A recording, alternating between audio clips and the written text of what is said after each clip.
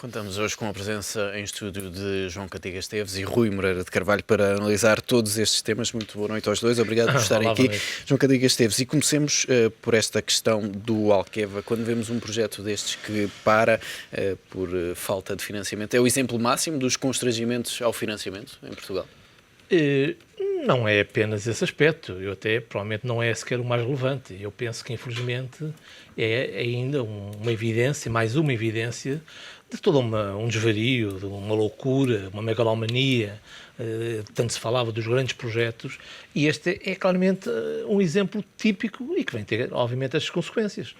E porquê? Porque quando olhamos para estes grandes projetos, que eu venho lembrar que havia grandes defensores dos grandes projetos estruturantes, estratégicos para o país, que vão desenvolver o país e mais alguma coisa, a primeira observação que é que, obviamente, percebe-se, mais uma vez, que ou é o Estado a pôr lá dinheiro, seja de uma forma mais direta, ou seja de uma forma indireta, através do banco estatal, ou, obviamente, que os privados, os próprios bancos privados, têm as máximas reservas, porque, naturalmente, que, olhando com critérios de rentabilidade, duvido muito que se consiga ter uma decisão racional do ponto de vista de investimento e de financiamento.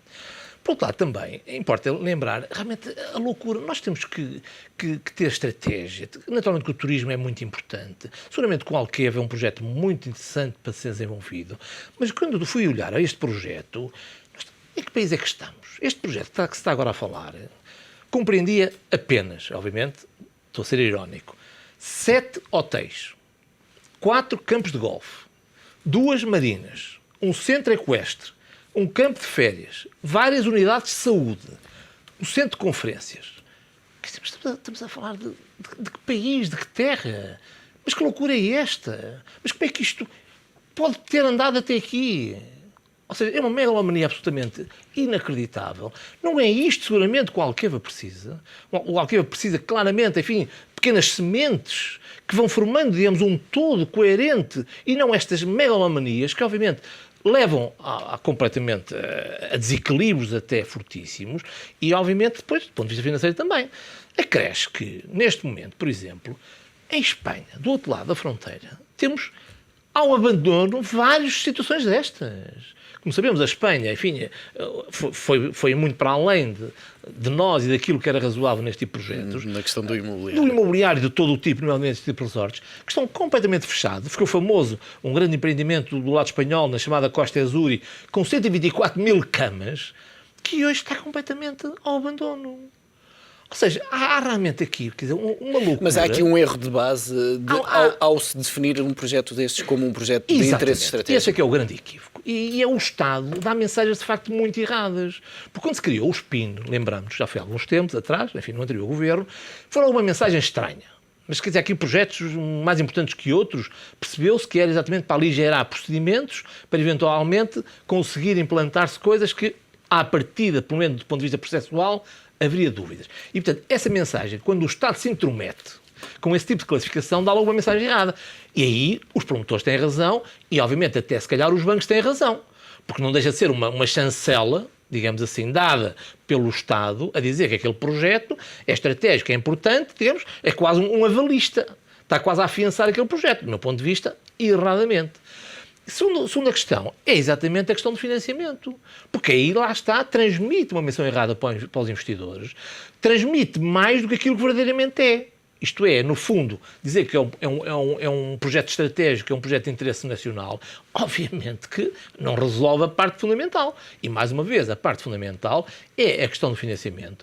E estas loucuras que foram feitas, nomeadamente com estes grandes projetos em torno do imobiliário, e que, mais uma vez, ao arrepio do bom senso e ao arrepio da prudência que tem que haver, nomeadamente na questão do financiamento, porque a questão é sempre a mesma. Onde é que está o dinheiro? Ou seja, para uma loucura destas, onde é que está o dinheiro? E claro que os promotores foram investindo, provavelmente dentro das suas capacidades, como é natural nestes projetos, começa-se pelo campo de golfe, que enfim, é obviamente aquela componente mais airosa e até mais interessante do ponto de vista ambiental. Mas depois, o caderno de encargos foi este que eu acabei de ler. 7 hotéis. Era o que este projeto previa. Portanto, eu acho que infelizmente, enfim, um resto do desvario, da loucura nesta área. E já agora permita mais um comentário relativamente ao financiamento, que é, apesar de tudo, o grosso que temos aqui, mais uma vez, é imobiliário. Enfim, chame-se hotéis, chame-se marinas, chame-se antiquest, voltamos sempre ao imobiliário.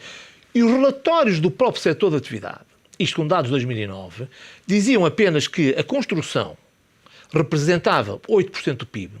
Se quisermos, o conceito alargado de construção, obras públicas, imobiliário, operações imobiliárias, enfim, todo no sentido mais alargado do imobiliário, representa 18% do PIB, com dados de 2009. Mas o crédito absorvido, 72%. Ou seja, é totalmente desajustado. E depois queixamos que não há, de facto, crédito. Mas, obviamente, não pode ser crédito para mais imobiliário, para mais construção, para mais obras públicas. Porque, como se vê, é que totalmente desajustado. Obviamente, ninguém retira a importância que teve, em termos do PIB, todo este setor, mas é completamente desproporcionado quando olhamos para, por exemplo, a absorção de crédito dos bancos, que, como disse, situa 72%. Portanto, isto é um grande equívoco, é muito triste e, de facto, representa uma época de loucura que nós vivemos e que, infelizmente, ainda vamos tendo, de vez em quando, assim, ainda, digamos, uns efeitos. Este promotor devia ter pensado em alterar este projeto em vez de avançar aqui quase com um braço de ferro com a Caixa Geral de Depósitos? Bem, eu julgo que sim, ou seja, eu confesso que tenho muita dificuldade nesta megalomania, e para mais agora, se trouxeres para a atualidade, a questão destes projetos, e o que é mais grave, é que, infelizmente, isso ficou verificado em muitos projetos de interesse estratégico para Portugal, dizia-se, é que o grande interesse, verificamos, foi sempre a fase da construção. Aí é que é o negócio, aí é que circulam os dinheiros. Porque depois, a atividade, trazer as pessoas, etc., já é muito mais complicado. E o que nós verificamos é que, à semelhança de Espanha, há muitos resorts completamente fechados porque, aparentemente, muitos dos interesses instalados situam-se na área e durante a construção. E, naturalmente, se a construção for, preferencialmente, com dinheiro do Estado ou com empréstimos, indiretamente também do Estado, melhor ainda. Aliás, nem é preciso ir tão longe. Nós temos, por exemplo, alguns exemplos também, são famosos, 2 casos de Castro Marim, completamente megalómanos, também há uns anos atrás. Um previa 2.900 camas, o outro previa 2.700 camas em Castro Marim, que realmente nunca saiu de papel.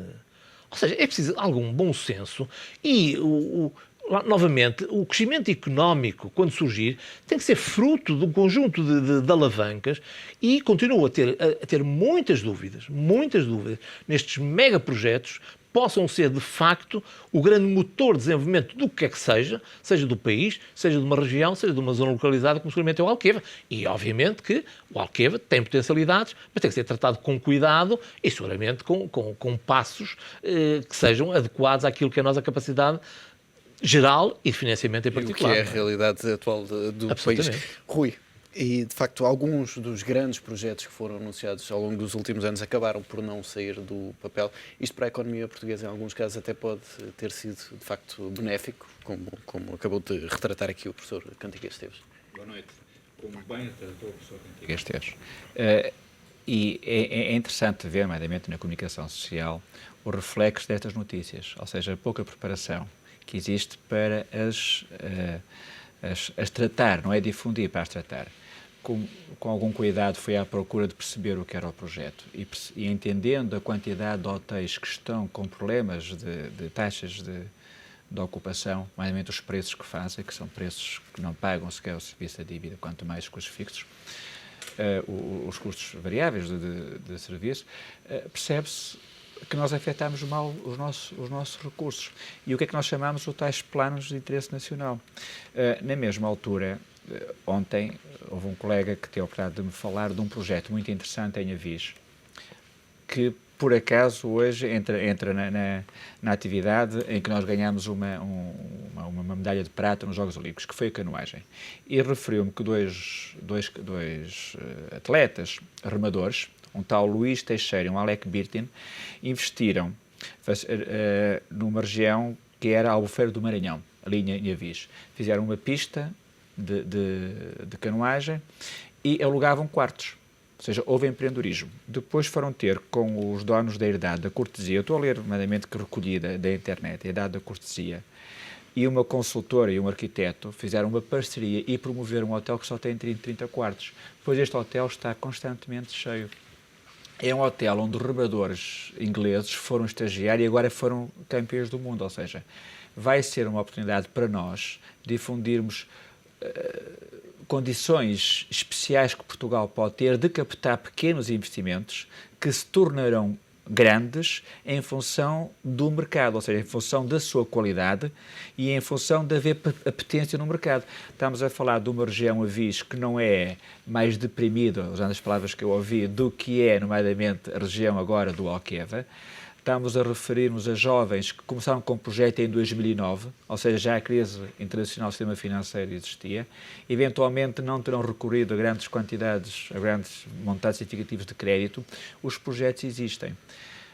Ou seja, tem que se pensar de forma diferente nos projetos. Tem que, se nós até agora percebemos que estamos na crise onde estamos, é porque o que fizemos não serviu ou não seguiu os melhores modelos de crescimento. Então temos que refletir sobre isso e mudar o que até agora fizemos. E, portanto, ter muito cuidado, não é algum cuidado, com a politização destes casos. Nomeadamente, primeiro a reputação da marca.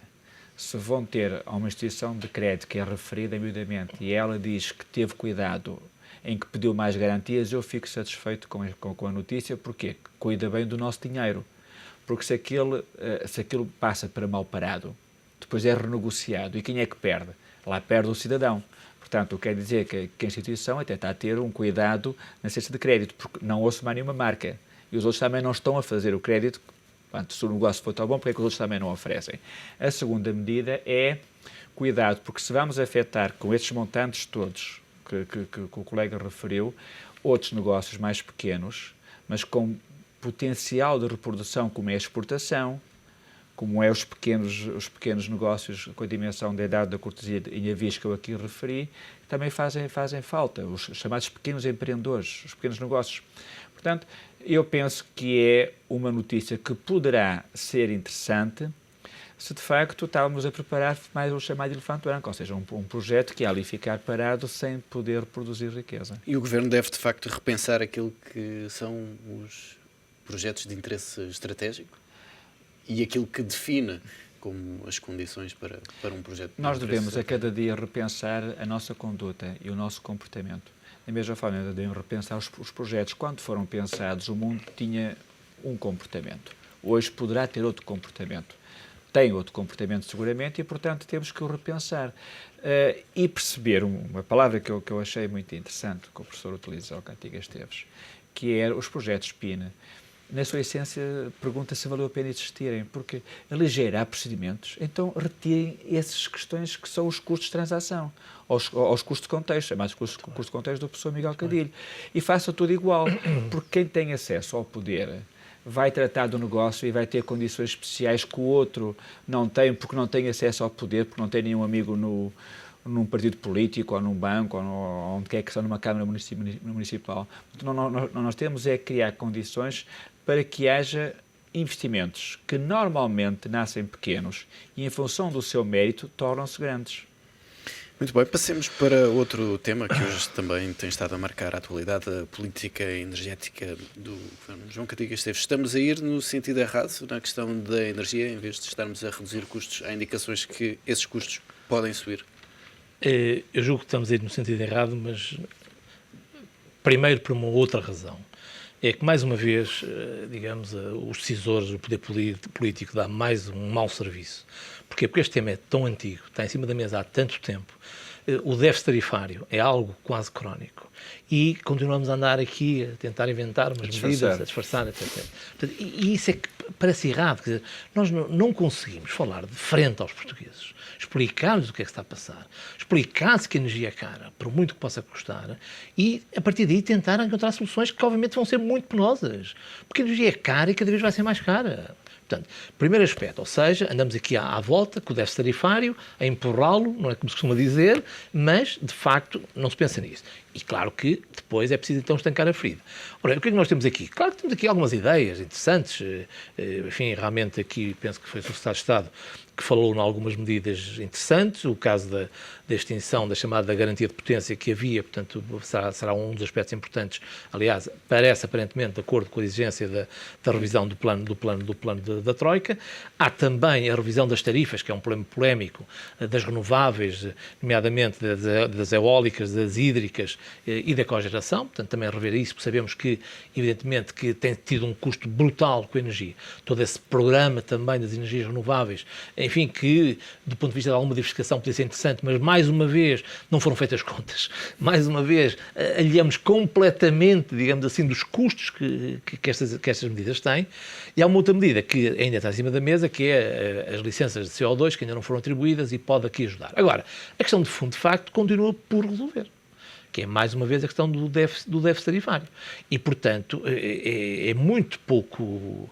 Enfim, não é fácil imaginar que medidas concretas, que se pretendam, uma vez por todas, atacar o problema do déficit tarifário histórico, mas também corrente, que provavelmente não vai parar, terão infelizmente... sempre ter reflexo na fatura final. Exatamente, de uma forma ou de outra, não é? Ou seja, eu penso que nós temos tido vários equívocos, isto até é um quadro mais alargado, nomeadamente na Europa, porque o problema energético na Europa é também muito importante, é naturalmente em Portugal, mas é também um problema europeu. E porquê? Porque sabemos que a Europa não tem todo um conjunto de matérias-primas de outras áreas do globo, nomeadamente o petróleo, o próprio gás natural, enfim, a Europa, desse ponto de vista, é uma zona com relativamente poucos recursos afetos à componente energética, portanto é um problema geral, mas tem sido muito, muito maltratado.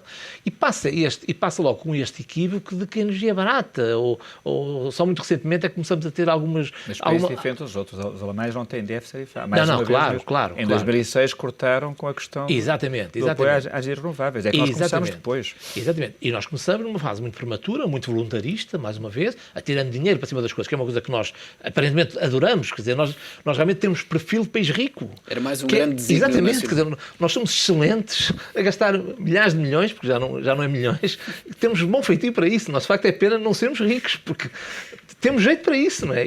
E aqui é a mesma coisa. Mal aparecem todos os projetos renováveis, ainda numa fase incipiente, atiramos logo de cabeça nas primeiras gerações das várias ferramentas, digamos assim, nomeadamente as eólicas, como sabemos, e portanto, há de facto aqui algo que tem que ser repensado. Dito isto, um ataque sério à questão energética e em particular ao seu custo e em particular ao déficit tarifário que já vem de há muito tempo atrás, não é fácil de imaginar que vá parar de uma forma ou de outra ao consumidor. Por último, também teve dito, e tem que ser dito mais uma vez, é esta confusão da própria tarifa, do próprio custo da eletricidade. Entende-se que está ali um bolo, o cidadão não pode fugir, na verdade tem eletricidade e tem um veículo, de metermos lá dentro as coisas mais estranhas que existem, o que também não é sério perante os portugueses, que é aproveitarmos a fatura de eletricidade, que obviamente os consumidores têm todos os meses, e metemos mais isto, mais aquilo. Pronto, mas enfim, mas também não é, vá lá, não explicitar-se o que é que está ali. Na verdade, não explicitar-se, digamos, vários custos, que muitos deles não têm nada a ver diretamente com a energia, não têm a ver com a energia, muitos deles, é errado. Portanto, ou seja, receio que, mais uma vez, estamos ainda com estudos, estamos ainda com abordagens, quando eu julgo que o país chegou a um ponto em que, de facto, carece de decisões a vários níveis, carece de decisões a vários setores e de facto, sentimos aqui alguma lentidão. Mas muitas destas decisões estão, de facto, inscritas no memorando da Troika, mas não avançam. Ela está a avançar, ou seja, aí permita-me só pôr duas questões, até pegando nas palavras da fatura. Primeiro, o que é o déficit tarifário? Todos podem não saber o que é. O déficit tarifário é aquilo que foi fornecido por um prestador de serviço em energias renováveis e que o Estado não pagou. Portanto, então atingiu o chamado déficit. E que está ali, é uma dívida, digamos, que depois esse prestador de serviço vai a um banco e faz uma operação de refinanciamento e o banco cede liquidez e, portanto, alguém vai ter que pagar. O déficit tarifário em Portugal é cerca de 2 mil milhões. Em Espanha, por exemplo, é cerca de 20 mil milhões. E há um ano e meio, já o governo Zapatero atacou este problema, nomeadamente cortando com rendimentos das tais rendas excessivas dos vendedores de energias eólicas, que é essencialmente lá que estou na fotovoltaica. Por isso é que há bocado ouvi mais uma vez aqui na vossa peça anterior o presidente da Endesa, o Dr. Engenheiro Nuno Ribeiro da Silva, que faz parte precisamente do problema. É precisamente o grande operador de eólico que vem vender energia a Portugal. Eu estou com isto alguma à vontade porque tenho algumas competências. Eu comecei a trabalhar em energia solar no solar térmico. E depois, em 98, eu era administrador de uma empresa chamada Generg, que era a maior produtora independente de eletricidade. E nós fizemos o primeiro parque eólico numa freguesia de Carreço, em Montador, Viana do Castelo, que era onde havia moinhos de vento. E nós medimos 2 anos o vento, através do INET e do Porto, para ver se aquilo era ou não era rentável. Imediatamente a seguir, com o governo do Sr. Engenheiro Guterres, em 2001 apareceu uma lei em que bastava ter uma ventoinha, ganhava-se de dinheiro. Você punha uma na cabeça, se tivesse um fio onde ligar e ganhava dinheiro naquilo. Então montava-se tudo. E foi uma loucura completa. Aquilo é, de facto, uma renda excessiva. E não há justificações para que isso aconteça. Porque a questão tem que ser posta. Energias renováveis são importantes. Eu estou à vontade, tenho painéis solares em casa dos meus pais há 20 e tal anos. Em Sines, em Viana do Castelo, em minha casa em Porto Alegre, portanto, e aquilo funciona e é um bom investimento. Agora, estamos a falar do solar TM, como bem referiu, fotovoltaico, na Marleja. Onde é que nós temos o maior central fotovoltaico do mundo? Porquê é em Portugal? Do mundo, já agora. A energia das ondas, lá estamos nós a fazer aventuras, custa muito dinheiro. É importante, desde que alguém nos apoie. Quando somos pioneiros na inovação, tem custos. Porque o tempo de aprendizagem tem custos. Custos quem paga? Lá vai o contribuinte. Porque qual é que é a alternativa? É o fornecedor de energia ceder ou alguém pagar o Estado. Como é que o Estado paga? Ou nos impostos, ou em taxas. Isto é uma taxa, não é imposto, mas é uma taxa. É uma forma colateral. Mas porquê que não se atacam estas rendas excessivas? Mas a questão, disse bem, é não haver a coragem de o assumir, porque cada vez que há uma coragem de assumir aquilo que foi assinado em maio de 2011, lá vai, segundo a vossa peça anunciava, o Zorrinho, presidente, um partido, dizer, venham explicar para que aumentar a eletricidade. Vou aumentar porque está previsto que aumente. Pronto. A mesma questão, venham explicar porque é cortaram o financiamento, essa foi o meu convite, porque é cortaram o financiamento ao Alqueva. Porquê? Porque não há ninguém que empreste dinheiro. Porquê é que você vai ter que emprestar dinheiro se mais ninguém quer emprestar? E não há dinheiro. Não, mas é até... Mas se não há, é porque já o gastaram mal. Claro. Porque quem tem o dinheiro não quer perdê-lo. Portanto, a parte toda, mas é que depois politiza-se a questão toda. Repare, nós devemos, mais uma vez, de pensar em desígnios nacionais. Um acordo que foi assinado por quem assinou, agora deve pensar que durante um intervalo de tempo tem de o cumprir. A seguir, que faça o que quiser fazer. Nós temos que pensar em desígnios nacionais como Espanha pensou, como os países, de facto, de uma índole normal, devem fazê-lo. Nós agora, esta etapa, e não sei se vai a tempo ainda perguntar, as nossas IEL das obrigações estão a cair. A imagem de Portugal hoje, que está até internacional, é positiva, é relativamente positiva. Estamos a pagar 10% acima, digamos, do que paga a Alemanha, pela competitividade, mas a tendência é de queda. Então temos que pensar o que é que fazer a seguir. E era uma altura que todos os partidos se juntassem e fossem em sede própria, reservada, não é na praça pública, discutir aqueles projetos que têm que ser feitos e como devem ser feitos. Criar um novo memorando de entendimento. Um entendimento nobre. Agora tem que haver quem são os chamados gestores do projeto, não é? Olha, comecem por ser antigos governadores do Banco de Portugal, antigos ministros das Finanças, pessoas, senadores, que já estão numa etapa da vida que lhes pode pensar por Portugal. E convidar estes líderes, digamos, dos vários partidos. Muitos irão naturalmente fazer política no sentido, porque política fazemos todos, eu também estou a fazer política, no sentido de destruição, porque para eles o voto é mais importante ou a opinião pública, do imediato, irão fazer ruído, mas que fique algo que seja relevante para Portugal, para o futuro, porque quando se vai falar, por exemplo, na renegociação das parcerias público-privadas, das rendas excessivas de eletricidade, como estamos aqui a falar, temos que pensar que há contratos assinados que foram assinados em nome do Estado português. Então, também o que temos de fazer é perguntar a quem assinou e envergonhá-los na praça pública, porque aqueles contratos vão ter que ser renegociados no lugar próprio, no tempo próprio, porque senão o que passa a imagem de Portugal é que é um país que não cumpre com os contratos. E numa altura que nós temos que captar investimento estrangeiro, porque nós não temos poupança nacional, é relevante que a imagem de Portugal seja uma imagem positiva e como uma imagem que cumpre com aquilo que se espera. E terminamos com essa mensagem. Rui Moreira de Carvalho, João Cantigas Esteves, obrigado pela presença neste Closing Bell.